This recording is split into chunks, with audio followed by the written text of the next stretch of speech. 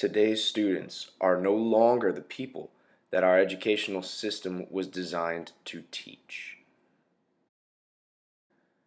The reason why this statement is true is because the landscape of education has dramatically changed over the past 20 years. Classrooms have moved from chalkboards to smartboards, from using notebooks to tablets, from raising a hand to participate to silent online debates.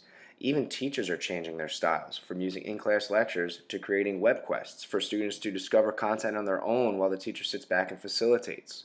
What this means is our standard educational approach to key fundamental concepts such as reading, writing, arithmetic.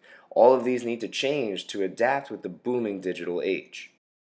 Of these concepts, writing may be the one that is most impacted by the recent technology movement. For example, students do not even realize how often they are using writing with all of the technology. They do not consider texting or emails or instant messaging or blogging to be writing, but it really is. With that being said, writing teachers need to find a way to change instruction to keep up with the times. And that is where Because Digital Writing Matters comes into play. Because Digital Writing Matters is a book written by the National Writing Project, or NWP, that does a great job addressing how education needs to change to keep up with modern technology. The NWP is a network of educators that are constantly working together to improve our nation's teaching of writing. Through this book, the NWP is focused on finding ways to help, quote, digital immigrant teachers to maximize the writing potential of their, quote, digital native students. The book thoroughly addresses the concept of digital writing and how that should look in a classroom. In Because Digital Writing Matters, the NWP starts with the fundamental idea of what digital writing is. They had mentioned that a lot of people have different definitions for this concept, but what they come about saying is they define digital writing as compositions created with, and oftentimes for reading or viewing on, a computer or other device that is connected to the internet. The NWP believes that this is a transformation in the way we write, but the bigger transformation, they say, is the networked ways in which we can share, distribute, and archive digital compositions using internet-based technologies. The NWP shows that digital writing is a complex activity. It's not just a skill. And really what the NWP stresses is that teachers need to find ways to equip students to succeed in this extremely complex environment.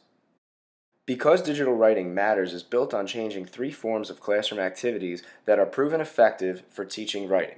These practices are, number one, supporting students in the process of writing, including teaching them strategies for planning, revising, and editing their writing, as well as processes for working in a community of writers to explore content, to give, receive, and use feedback, and to reflect on their own growth over time.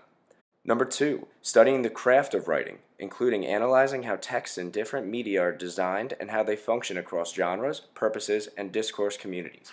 The third and final practice is helping students analyze and understand the rhetorical situation for their writing, including how to think about audience, clarify purpose, and work with form and stance in order to cultivate in students the flexibility and strategic thinking that help them address new occasions for writing. The NWP dives into how all three of these branches can be changed to support digital writing.